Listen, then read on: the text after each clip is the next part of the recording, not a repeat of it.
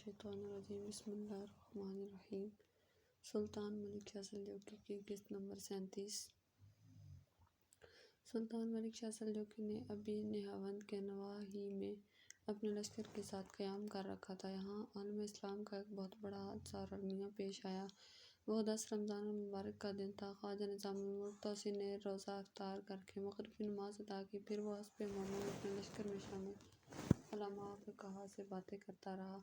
گفتگو کے دوران اس نے بڑی تفصیل اور بڑے جذب و سوز کے ساتھ نہاوند کا ذکر کیا اور کہا کہ یہ وہ مقام ہے جہاں فاروق اعظم رضی اللہ تعالیٰ عنہ کے عہد میں فتح نصیب ہوئی۔ اس کے بعد اس نے بہت سے صحابہ کرام کے حالات بیان کیے جو نہاوند کے مقام پر کفار سے جنگ کرتے ہوئے شہید ہو گئے تھے۔ پھر خواجہ نظام الملک نے نماز تراویح ادا کی۔ اس کے بعد وہ اپنے خیمے کی طرف جا رہا تھا کہ راستے میں انتہا درجے کے متقی اور پرہیزگار کی صورت بنائے حسن بن صباح کا فدائی ابو طاہر خواجہ نظام الملک توسیع کے سامنے آیا۔ یہ بدقسمت انسان ولیم کا رہنے والا تھا۔ صوفیانہ لباس میں سامنے آ کر اس نے یہ اندازہ اپنایا کہ شاید وہ نظام الملک توسیع سے کچھ عرض کرنا چاہتا ہے۔ قریب آ کر اس نے مصافحہ کرنے کے لیے نظام الملک توسیع کی طرف ہاتھ بڑھایا اور اسی دوران اپنی زہر آلود چھری اس نے خواجہ نظام الملک توسیع کے قلب میں گھونپ دی۔ وار ایسا کارگر تھا کہ نظام الملک توسیع کا اسی وقت کام تمام ہو گیا اور یوں اس خوش قسمت انسان کو خداوند قدوس نے اپنی مہربانی سے نہاوند کے شہداء میں شامل کر لیا گیا۔ خواجہ نظام الملک توسیع لگ بھگ 29 برس تک وزارت کے عہدے پر فائز رہا۔ 9 برس تک وہ سلطان الپ ارسلان کے ساتھ رہا۔ اس کے بعد باقی 20 برس اس نے سلطان الپ ارسلان کے بیٹے اور نامور سلطان ملک شاہ سلجوقی کے ساتھ گزارے۔ سلطان ملک شاہ سلجوقی کے دور حکومت میں اس کی وزارت کسی حکمران سے بھی کسی صورت کم نہ تھی۔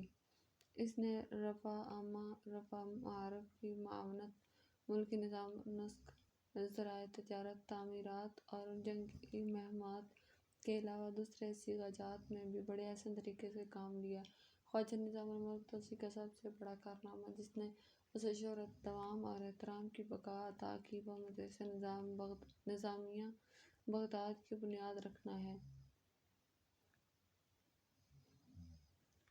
یہ ایک عظیم الشان جامعہ اسلامی علوم تھی جس نے تمام ملک میں علوم معارف کے دریا بہائے۔ اس کے ماتحت نشاپور، طوس، اصفہان، موصل، بصرہ، ہرات، بلخ وغیرہ میں بھی عظیم الشان مدارس قائم کیے گئے تھے اور یہ مدارس صدیوں تک اسلامی علوم کے مرکز بنے رہے۔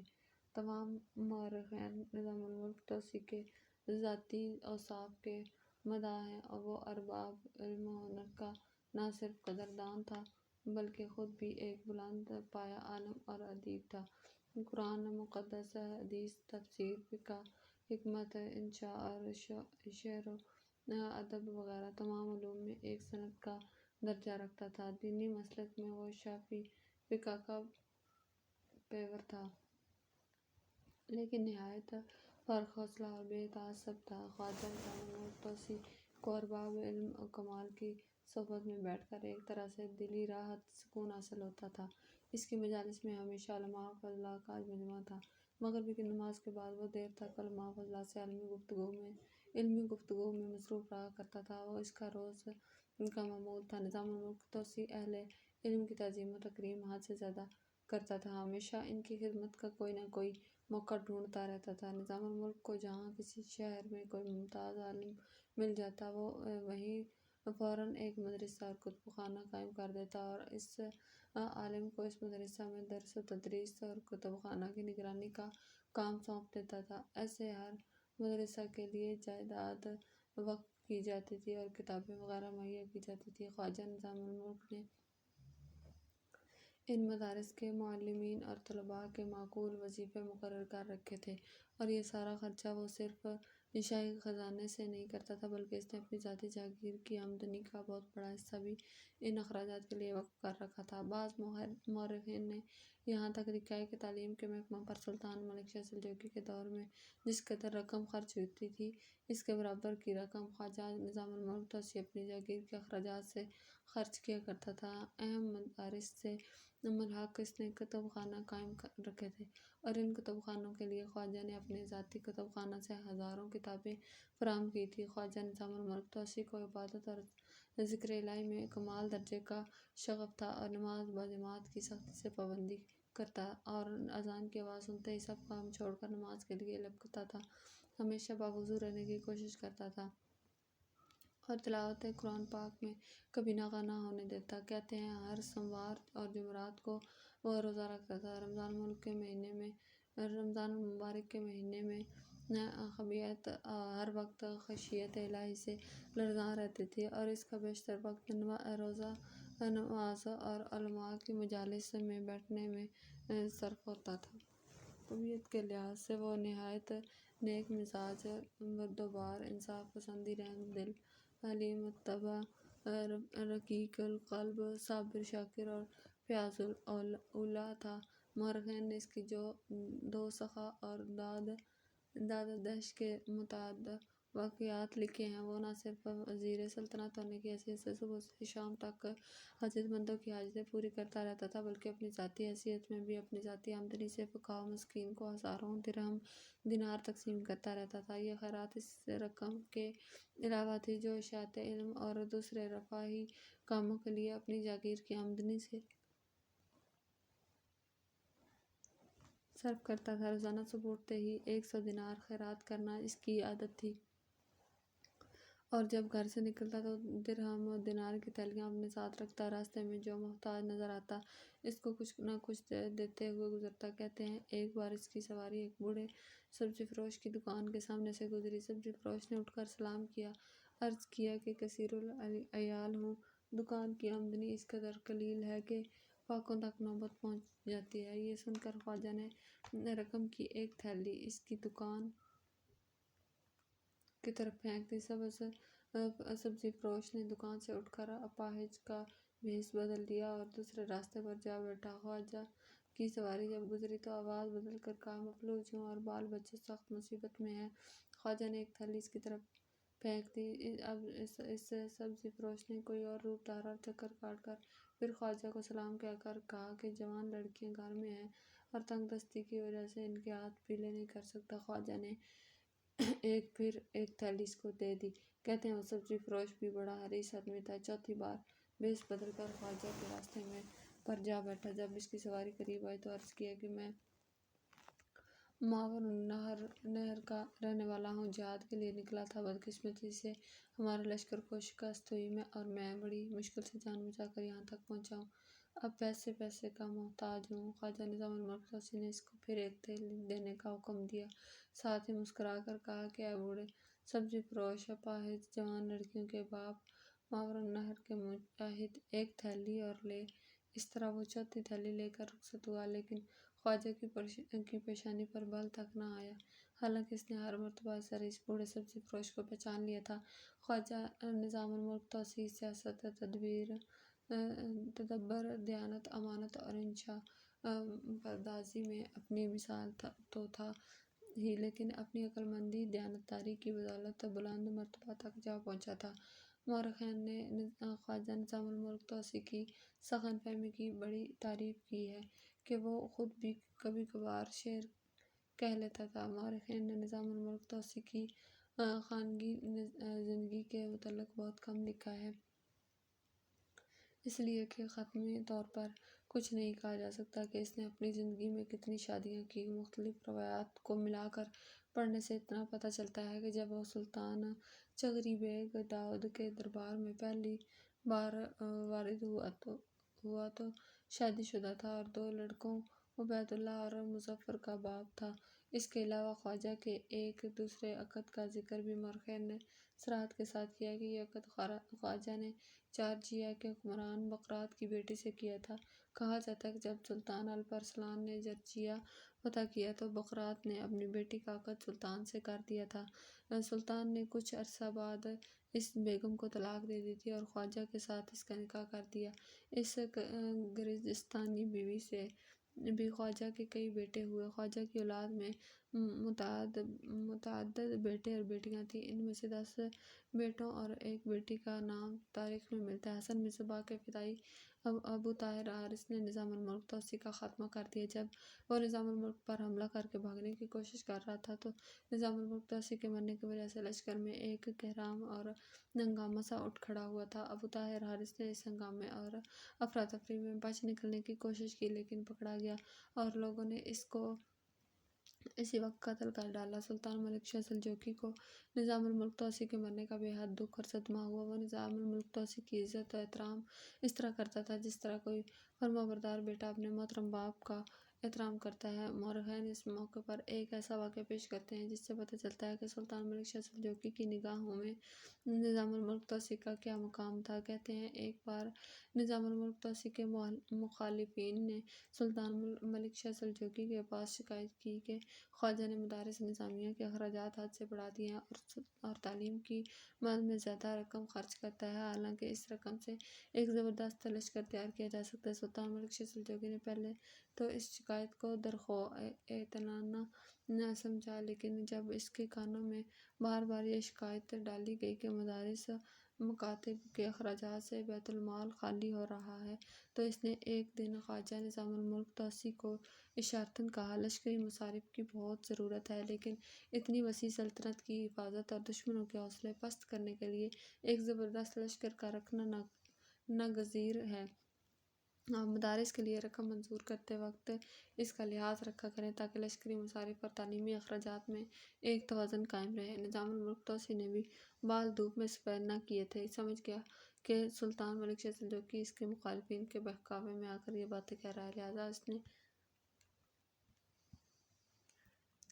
اب دیدہ ہو کر سلطان ملک شاہ سلجوقی کو مخاطب کیا اور کہنے لگا، جان خواجہ، جو لشکر آپ تیار کرنا چاہتے ہیں، ان کی تلوار کی مار زیادہ سے زیادہ 2-3 گز تک کر سکتی ہے اور ان کے تیر زیادہ سے زیادہ 300 قدم تک جا سکتے ہیں، لیکن جن مدارس پر میں رقم خرچ کر رہا ہوں، ان مدارس میں جو لشکر تیار ہو رہا ہے، ان کی دعائیں فرش عرش تک پہنچ سکتی ہیں، اور جو کام یہ دعائیں کر سکتی ہیں وہ مادی ہتھیاروں سے لیس آپ کا لشکر ہرگز نہیں کر سکتا۔ اس امر کو میں تسلیم کرتا ہوں کہ ایک بڑے اور زبردست لشکر کی ضرورت مسلم اور درست ہے، لیکن اس کے لیے مدارس میں تیار ہونے والے لشکر میں کمی کرنے کا کوئی جواز نہیں ہے۔ جان پدر، میں تو آپ ازگار رفتہ بوڑھا ہو گیا ہوں، مجھے بازار میں اگر فروخت کرو تو میری قیمت کو 5 دینار سے زیادہ بھی نہ لگائے، اور آپ اگر نوجوان اور صحت مند ہیں، لیکن مجھے امید نہیں کہ 30 دینار سے زیادہ کوئی آپ کی بھی بولی لگا دے۔ باوجود اس حقیقت خلقی کے کہ اللہ تعالیٰ نے آپ کو اتنی عظیم الشان سلطنت کا فرما روا بنا دیا ہے، تو آخر چند لاکھ دینار اشاعت علم پر صرف کر کے آپ احکم الحاکمین کی خوشنودی کے حقدار بننے سے کیوں گریز کرتے ہیں؟ کہتے ہیں خواجہ نظام الملک توسی کی تقریر سن کر سلطان ملک شاہ سلجوقی پر رقت طاری ہو گئی اور اس نے روتے ہوئے کہا، پدر محترم، آپ جو کچھ کر رہے ہیں عین مصلحت و صواب ہے۔ آپ اہل علم کا لشکر ضرور تیار کریں اور اس کام کے لیے جتنی رقم کی ضرورت ہو بلا دریغ صرف کریں۔ بہرحال نظام الملک توسی کی موت نے سلطان ملک شاہ سلجوقی کو ہلا کے رکھ دیا تھا اور اس پر عیاں کر دیا تھا کہ حسن بن صباح دن بدن کتنی قوت پکڑتا جا رہا ہے۔ مورخین لکھتے ہیں کہ سلطان ملک شاہ سلجوقی نے پہلے ارادہ کیا تھا کہ اس فتنہ کے استحصال کا بندوبست کرنا چاہیے، چونکہ یہ علاقہ بڑا دشوار گزرا ہے جس میں حسن بن صباح رہتا تھا اور اس پر لشکر کشی کرنے کے لیے بڑی تیاری کی ضرورت تھی۔ اس لیے معاہدین نے مشورہ یہی دیا کہ زردست حکمت عملی سے کام لے کر حسن بن صباح کو اطاعت پر آمادہ کیا جائے۔ چنانچہ اپنے معاہدین کے کہنے پر سلطان ملک شاہ سلجوقی نے ایک سفارت حسن بن صباح کے پاس روانہ کی۔ حسن بن صباح نے اس سفارت کی نہایت عزم احترام سے پذیرائی کی اور اس کے اراکین کو اپنا مہمان بنایا، لیکن جب سفارت کے سربراہ نے ملک شاہ کے شاہانہ جاہ و جلال کا ذکر کر کے حسن کو سلطان ملک شاہ سلجوقی کی اطاعت و فرمانبرداری کی ترغیب دی تو اس نے جواب دیا، ہم سوائے اپنے امام برحق کے اور کسی کی اطاعت نہیں کر سکتے، اور دنیاوی بادشاہوں کا جاہ و جلال ہمیں مرعوب نہیں کر سکتا۔ حسن بن صباح کے اس جواب سے سفیر بڑے مایوس ہوئے۔ سفیروں پر مزید رعب اور اپنا دبدبہ ڈالنے کے لیے حسن بن صباح نے یہ کیا کہ جب یہ سفارت قلعہ سے رخصت ہونے لگی تو حسن نے اراکین وفد سے مخاطب ہو کر کہا کہ سلطان سے کہہ دینا کہ ہمیں اپنے گوشے میں پڑا رہنے دے، اگر اس نے ہمیں چھیڑا تو ہم اس کا مقابلہ کرنے پر مجبور ہو جائیں گے۔ اس کے بعد سفارت کاروں پر مزید رعب ڈالنے کے لیے حسن نے اپنے ایک فدائی کو حکم دیا کہ تم اپنے پیٹ میں خنجر گھونپ لو۔ وہ اسی وقت پیٹ میں خنجر مار کر ڈھیر ہو گیا۔ پھر حسن بن صباح نے ایک دوسرے فدائی کو اشارہ کیا کہ پہاڑ سے چھلانگ لگا دو۔ اس نے فوراً تعمیر کی اور اس کی ہڈی پسلی چکنا چور ہو گئی۔ ایک تیسرے فدائی کو اس نے حکم دیا کہ تم پانی میں ڈوب مرو۔ وہ گہرے پانی میں کود پڑا اور چند لمحوں کے اندر ہلاک ہو گیا۔ مورخین کہتے ہیں کہ سفارت کار یہ تماشا دیکھ کر دم بخود ہو گئے۔ اس کے بعد حسن نے اپنے آخری حربے کے طور پر ان سفارت کاروں کو مخاطب کرتے ہوئے کہا، ملک شاہ سے کہنا کہ تمہارے لشکر کا ایک لشکری بھی اس قسم کی جانبازی کا مظاہرہ نہیں کر سکتا، اس لیے ہمیں ستا کر تم پشیمان ہوگے۔ اس سفارت کاروں نے واپس جا کر سارے حالات تفصیل کے ساتھ ملک شاہ سلجوقی سے کہے، جس پر سلطان ملک شاہ سلجوقی نے حسن بن صباح کے خلاف لشکر کشی کا ارادہ کر لیا۔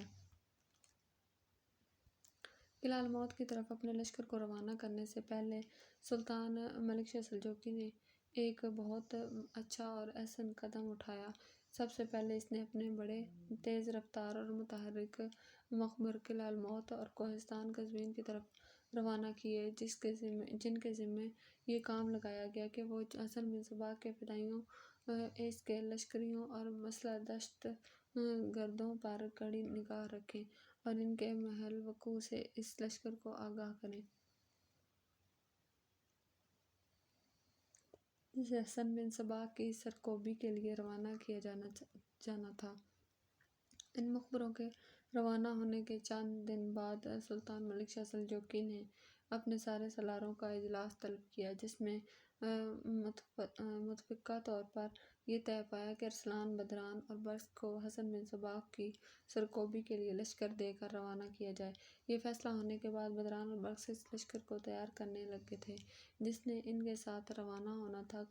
کوچ کرنے سے پہلے ارسلان اپنے خیمے میں آیا۔ اس وقت خیمے میں زوبا اکیلی بیٹھی تھی۔ ارسلان کو دیکھتے ہی اپنی جگہ پر اٹھ کھڑی ہوئی، پھر کسی قدر بے تابی اور بے چینی میں آگے بڑھتے ہوئے اس نے ارسلان سے پوچھ لیا، خیریت تو ہے؟ سلطان نے بڑے سالاروں کا اجلاس طلب کیوں کیا تھا؟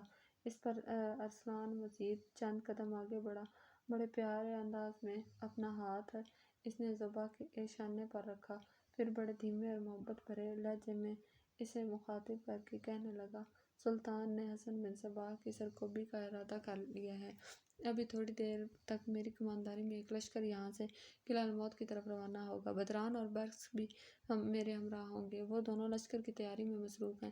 میں صرف تم سے ملنے آیا ہوں۔ تھوڑی دیر تک میں لشکر کے ساتھ یہاں سے کوچ کروں گا۔ جواب میں زوبا کچھ کہنا چاہتی تھی کہ اسی لمحے اخیموت، سفینہ اور غریاد خیمے کے دروازے پر نمودار ہوئے۔ خیمے کے اندر داخل ہوتے ہی اخیموت کہنے لگا، ارسلان میرے بیٹے، ہم نے تمہاری روانگی کی گفتگو سن لی ہے۔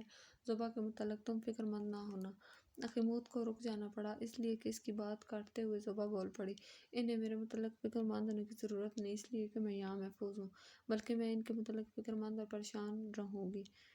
ارسلان نے ایک بار پھر بڑے پیارے انداز میں اس کا شانہ تھپتھپایا، کہنے لگا، پریشانی کی کوئی ایسی بات نہیں، ہم حسن بن صباح کی سرکوبی کے لیے جا رہے ہیں، آگ اور خون کے سمندر میں کودنے کے لیے نہیں جا رہے۔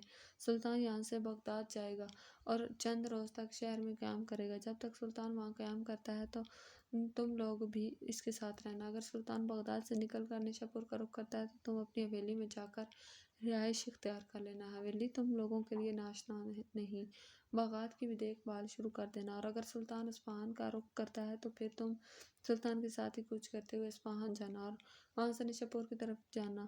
میں حسن بن صباح کی اس مہم سے فارغ ہونے کے بعد واپس اسی جگہ آؤں گا جہاں سلطان نے قیام کر رکھا ہوگا۔ اس کے بعد میں اپنی حویلی کا رخ کروں گا۔ میرے خیال میں اب مجھے اپنی کوچ کی تیاریاں کرنی چاہیے۔ اپنی تیاریاں مکمل کرنے کے بعد بدران اسمر اور برق اپنے لشکر کے ساتھ بڑی بے چینی سے میرا انتظار کریں گے۔ اس پر زوبا فوراً حرکت میں آئی۔ پہلے ارسلان کو اس کا جنگی لباس نکال کر دیا جو اس نے پردے کے پیچھے جا کر پہن لیا۔ بہترین زرہ پہنی، ہاتھوں پر جوشن باندھے، سر پر نیا آہنی کھود رکھا، اس کے اوپر اس نے عمامہ باندھ لیا تھا۔ اتنی دیر تک زوبا نے 2 خرچینوں میں اس کی ضروریات کا سامان رکھ دیا۔ دونوں خرچینیں اس نے ارسلان کے گھوڑے کی زین کے ساتھ باندھ دی تھیں۔ پانی کا مشکیزہ بھر کر بھی زین کے ساتھ باندھ دیا۔ پھر ارسلان خیمے سے نکلا۔ زوبا، قریاد، اخیموت اور سفینہ اس کے ساتھ باہر نکلے۔ ارسلان اپنے گھوڑے پر سوار ہوا، ہاتھ ہلا کر سب کو الوداع کہا، گھوڑے کو ایڑ لگاتا ہوا اس سمت گیا تھا جہاں برقس اور بدران دونوں اس لشکر کے ساتھ تیار کھڑے تھے جس نے اس کی کمانداری میں قلعہ الموت کا رخ کرنا تھا۔ تھوڑی دیر بعد ارسلان، بدران اور برقس بڑی برق رفتاری سے حسن بن صباح کے قلعہ الموت کا رخ کر رہے تھے۔ ارسلان، بدران اور برقس ابھی اپنے لشکر کے ساتھ تلقان سے چند فرسنگ دور تھے کہ سامنے کی طرف سے ان مخبروں میں سے کچھ مخبر آئے تھے جنہیں سلطان نے ان کی روانگی سے پہلے ان علاقوں کی طرف حسن بن صباح کے لشکروں پر نگاہ رکھنے کے لیے بھیجا تھا۔ اس وقت سورج دور مغرب میں غروب ہونے کے لیے جھک رہا تھا۔ انہیں دیکھتے ہوئے ارسلان نے اپنے لشکر کو روک دیا تھا۔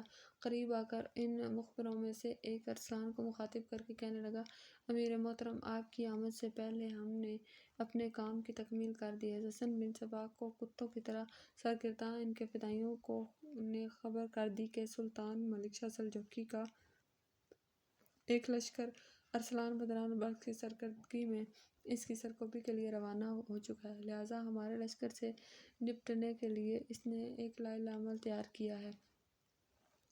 اس کے پاس جس قدر عسکری اور فدائیوں کی قوت ہے، اس کو اس نے 3 حصوں میں تقسیم کیا ہے۔ ایک حصے کو اس نے قزوین شہر کی سمت گھات میں بٹھایا ہے اور دوسرا تلقان کے شمال میں کوہستانی گھاٹیوں کے اندر گھات لگا چکا ہے اور تیسرا قلعہ الموت کی سمت محفوظ مقامات پر پڑاؤ کیے ہوئے ہے۔ اب ان کا لائحہ عمل یہ ہے کہ جوں ہی آپ تلقان اور قزوین شہر کے درمیان سے گزرنے کے بعد قلعہ الموت کا رخ کرتے ہیں تو وہ کوہستانی گھاٹیاں جو قزوین، تلقان اور قلعہ الموت کے درمیان میں ان کوہستانی سلسلوں کے اندر ایک وسیع میدان ہے۔ جب آپ اس میدان میں داخل ہوں گے تو 3 اطراف سے حسن بن صباح کے تینوں لشکر آپ پر حملہ آور ہو کر آپ کو نقصان پہنچانے کی کوشش کریں گے، کیونکہ اس میدان کے 3 اطراف میں ان کے ساکار گھات لگائے ہوئے ہیں۔ سب سے پہلے سامنے کی طرف سے لشکر نمودار ہوگا جو الموت کی طرف ہے، پھر قزوین والا لشکر گھات سے نکل کر اپنے حملے کی ابتدا کرے گا اور آخر میں حسن بن صباح کا وہ لشکر جو تلقان کی وادیوں کی سمت میں چھپا ہوا ہے وہ آخری ضرب کے طور پر استعمال کیا جائے گا۔ مخبر جب خاموش ہوا تب ارسلان تھوڑی دیر مسکراتا رہا۔ بدران اور برقس بھی تھوڑی دیر اس کی طرف دیکھتے رہے، پھر برقس اور بدران کی طرف دیکھتے ہوئے ارسلان کہہ رہا تھا، میرے دونوں بھائیوں، میں سمجھتا ہوں ہمارے مخبروں نے ہماری امیدوں اور ہماری خواہشوں سے کہیں بڑھ کر کام کیا ہے۔ حسن بن صباح نے تلقان، قزوین اور الموت کی سمت اپنے لشکروں کو بٹھا کر گویا ہمارے لیے کافی آسانیاں فراہم کر دی ہیں۔ اس نے اپنی طاقت اور قوت کو بھانپ لیا ہے۔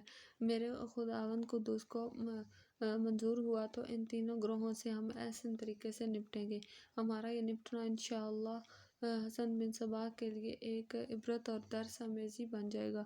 ارسلان کچھ دیر رکا، پھر بدران اور برقس کو مخاطب کرتے ہوئے کہہ رہا تھا، میرے عزیز بھائیوں، سورج غروب ہو رہا ہے، یہاں لشکر کا پڑاؤ کرنے کا حکم دیتے ہیں۔ مغرب کی نماز کے بعد کھانا کھاتے ہیں، عشاء کی نماز بھی یہیں ادا کی جائے گی۔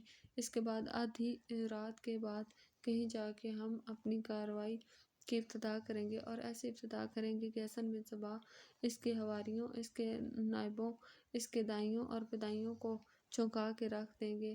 جو لائحہ عمل، جو منصوبہ، جو تدبیر اس وقت میرے ذہن میں ہے وہ میں تمہارے سامنے بیان کرتا ہوں۔ اگر تم سمجھو کہ وہ قابل نہیں ہے تو ہمیں اس کو نہیں اپنانا چاہیے۔ تو تم اپنی طرف سے کوئی تجویز پیش کرنا، جو بھی اچھی ہوئی اس پر عمل کیا جائے گا۔ میرے عزیز بھائیو، عشاء کی نماز کے بعد لشکر کو 3 حصوں میں تقسیم کر دیا جائے گا۔ 3 حصے ہم تینوں بھائیوں کی سرکردگی میں رہیں گے۔ میں اپنے لشکر کے ساتھ رات کی گہری تاریکی میں تلخان کی مشرقی سمت سے ایک لمبا چکر کاٹتے ہوئے حسن بن صبا کے اس لشکر کا رخ کروں گا جس نے قلعہ الموت کی سمت گھات لگا رکھی ہے۔ وہاں تک ان مخبروں میں سے کچھ میری رہنمائی کریں گے، باقی مخبر برس اور بدران تم دونوں کے ساتھ ہو لیں گے۔ بدران میرے بھائی، تمہارے ذمہ یہ کام ہوگا کہ اپنے حصے کو لے کر حسن بن صبا کے اس لشکر پر ضرب لگاؤ جو اس نے قزوین کی سمت گھات میں بٹھا رکھا ہے۔ برق سے یہاں سے کوچ کرے گا، سیدھا آگے بڑھے گا اور مخبروں کی رہنمائی میں حسن بن صبا کے تلخان کی سمت بیٹھنے والے لشکر پر حملہ آور ہو جائے گا۔ رات کی گہری تاریکی میں برق جب یہاں سے کوچ کرے گا تو لشکری اپنی طرف سے کوچ کرتے وقت شور کرتے ہوئے سفر کریں گے۔ ہمارے لشکر میں بار برداری کے جس قدر جانور ہیں وہ سب برق سے حوالے رہیں گے۔ جن جانوروں کے گلے کی گھنٹیاں اتار دی گئی ہیں ان کے گلے میں دوبارہ گھنٹیاں باندھ دی جائیں گی۔ برق جب اپنے لشکر کے ساتھ رات کے پچھلے حصے میں کوچ کرے گا تو اس کے لشکری جان بوجھ کر شور کرتے رہیں گے، آوازیں بلند کرتے رہیں گے۔ ساتھ میں ان گھنٹیوں کی صدائیں بھی دور دور تک جاتی رہیں گی اور رات کی تاریکی میں حسن بن صبا کا وہ لشکر جو تلخان کے نواح میں ہم پر نگاہ رکھ رہا ہوگا، اس لشکر کا سالار اور لشکری سارے یہی خیال کریں گے کہ جو اس قدر لشکریوں کا شور شرابہ اٹھ رہا ہے، دور دور تک گھنٹیوں کی صدائیں سنائی دے رہی ہیں، تو ہمارا پورے کا پورا لشکر تلخان سے گزر کر موت کی وادی کی طرف بڑھ رہا ہے جس میں وہ ہم سے ٹکرانے کا عزم کیے ہوئے ہیں۔ ایک اور بات یاد رکھنا، اگر گھنٹیاں زیادہ ہو جائیں تو ایک ایک جانور کے گلے میں 2-2 3-3 گھنٹیاں باندھ دینا تاکہ رات کے وقت لشکر جب حرکت میں آئے تو گھنٹیوں کی آوازیں رات کے سناٹے میں ایک سماں کھڑا کر کے رکھ دیں۔ بدران میرے بھائی، میں اپنے ذمہ الموت کی سمت اور تمہیں قزوین کا علاقہ اس لیے دے رہا ہوں کہ یہ علاقے برق کی نسبت میرے اور تمہارے زیادہ دیکھے والے ہیں اور ہم ان علاقوں میں پہلے بھی آتے رہتے ہیں۔ مجھے امید ہے کہ رات کی گہری تاریکی میں جب ہم اپنی کارروائی کی ابتدا کریں گے تو صبح ہونے تک ہم نتائج کو اپنے حق میں کرنے میں کامیاب ہو جائیں گے۔ یہاں تک کہنے کے بعد ارسلان رکا، پھر اسی مخبر کو اس نے مخاطب کیا جو اس سے پہلے ارسلان کو مخاطب کر چکا تھا۔ میرے عزیز، اب بتاؤ کہ تلخان کے پاس سے گزرنے کے بعد جو کھلی وادیاں آتی ہیں جہاں حسن بن صبا کے لشکری ہم سے ٹکرانا چاہتے ہیں، وہ عساکر جو قزوین اور الموت کی سمت میں ہیں وہ وہاں سے کتنے فاصلے پر ہوں گے؟